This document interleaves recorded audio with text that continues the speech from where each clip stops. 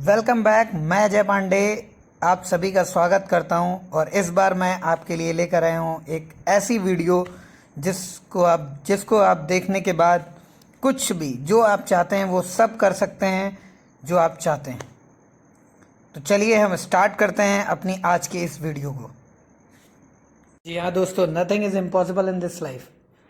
क्या कभी आपने सोचा था कि इंसान स्पेस में जा पाएगा, किसी दूसरे प्लेनेट पे जा पाएगा? क्या कोई एक सिटी में बैठा हुआ आदमी दूसरे सिटी के आदमी से बात कर सकता है, वीडियो कॉल कर सकता है, फेस टू फेस बात कर सकता है? ये हो रहा है दोस्तों, ये हो रहा है। तो हम कह सकते हैं कि नथिंग इज इम्पॉसिबल। और भी बहुत सारे एग्जाम्पल हैं इसके। हमारे लिए चांद पर जाना एक इम्पॉसिबल जैसा था। और एक साइंटिस्ट थे डॉक्टर डी ली फॉरेस्ट, जिन्होंने 1955 में एक स्टेटमेंट पास किया और उसमें बताया कि चांद पर जाना लगभग असंभव है। और अगर उनकी बात को किसी ने नहीं सुना तो वो था बंदा नील आर्मस्ट्रॉन्ग, जिसने 1969 में मून पर पैर रखकर उनके स्टेटमेंट को गलत साबित कर दिया। जी हाँ, नील आर्मस्ट्रॉन्ग ने 1969 में मून पर पैर रख के उनको गलत साबित कर दिया। विलियम जॉनसन एक साइंटिस्ट थे जिन्होंने अपनी एक थ्योरी और एक स्टेटमेंट दिया कि पक्षियों के अलावा कोई भी ऐसी मशीन नहीं है जो एयर में उड़ सके। अगर उससे भारी कोई मशीन एयर में उठाई जाएगी तो ग्रेविटी की वजह से वो गिर जाएगी। लेकिन इसको रॉन्ग साबित किया राइट ब्रदर्स ने। जी हाँ, राइट ब्रदर्स, जिन्होंने साइकिल के स्पेयर पार्ट्स का यूज करके इंसान को पक्षी बना दिया।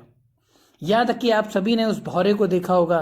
भौरे के भी जो पंख होते हैं वो उसके बॉडी वेट से ज्यादा हल्के होते हैं। ऐसा कहा जाता है कि वो अपने वेट को लेकर उड़ नहीं सकेगा, लेकिन भौरा किसी की नहीं सुनता और वो उड़ता है, मंडराता रहता है। मेरे डॉक्टर ने मुझसे कहा कि मैं चल नहीं सकती, मुझे पोलियो है, मैं कभी भी नहीं चल पाऊंगी, कभी नहीं दौड़ पाऊंगी। मैं बहुत निराश हुई।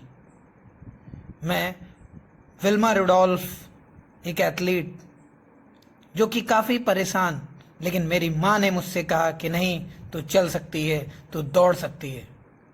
और मैं दौड़ी। इतना ही नहीं कि मैंने 3 ओलंपिक मेडल्स जीते। तो दोस्तों, nothing is impossible in this life.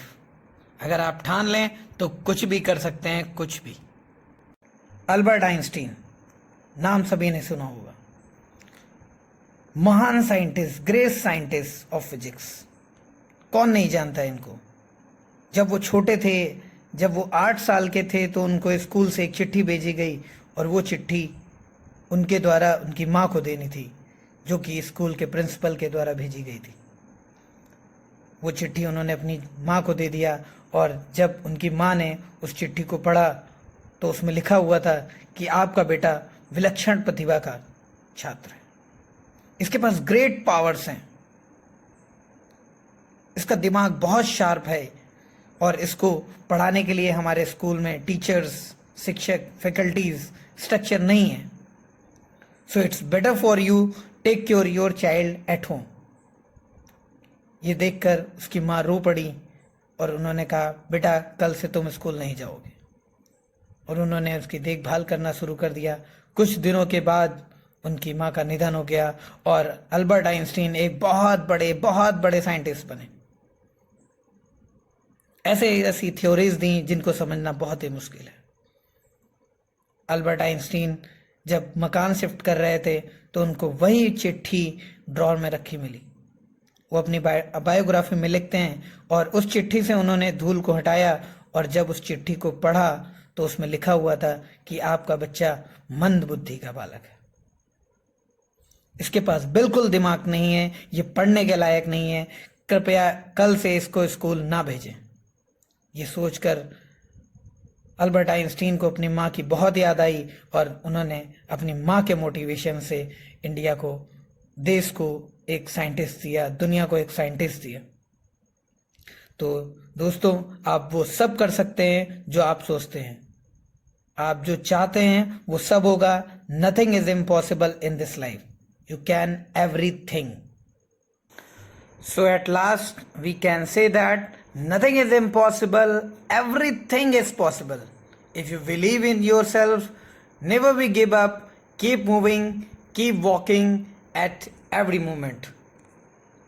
तो दोस्तों सतर्क रहिए, अपने आप को बचाइए, अपने परिवार को बचाइए और लोगों को बताइए कि मास्क लगाना बहुत ज़रूरी है। अगर आपको हमारा वीडियो अच्छा लगा है तो लाइक, शेयर, कमेंट और हमारे चैनल को सब्सक्राइब ज़रूर करें। जय हिंद, जय भारत और कोविड-19 की इस महामारी से खुद को बचाएं और लोगों को बचने की सलाह दें। Thank you everyone, thank you.